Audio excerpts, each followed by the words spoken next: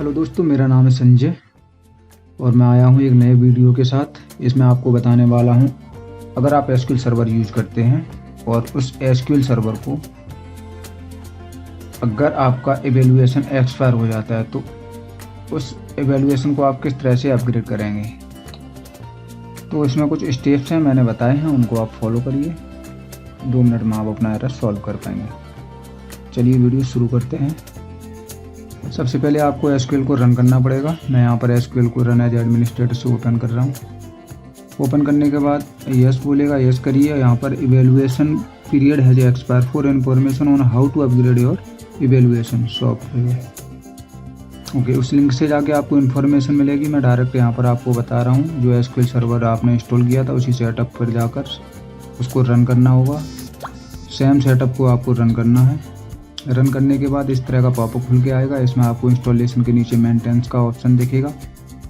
Maintenance पर आप click करेंगे और राइट साइड में आपको एडिशन अपग्रेड का ऑप्शन मिल जाएगा। यहाँ से आप अपग्रेड कर पाएंगे। क्लिक करेंगे इस पर तो एक और पॉपअप खुल के आएगा।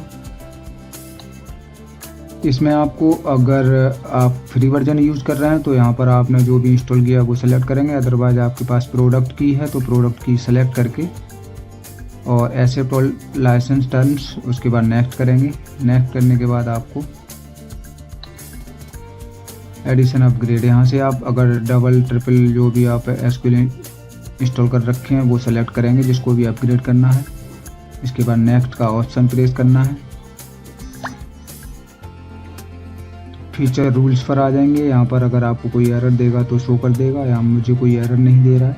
और इसके बाद आप अपग्रेड पर क्लिक करेंगे। अपग्रेड करने के बाद थोड़ा टाइम लेता है, 15-20 मिनट का, और ये मेरा अपग्रेड सक्सेस हो गया है। क्लोज करके मैं इसको बंद कर रहा हूँ। आइए अब इसको चेक कर लेते हैं एसक्यूएल को रन करके। जो आपका पासवर्ड है वो पासवर्ड एंटर करेंगे और कनेक्ट पर क्लिक करेंगे। एसक्यूएल सक्सेसफुली अपग्रेड हो गया है और login. Thank you for watching.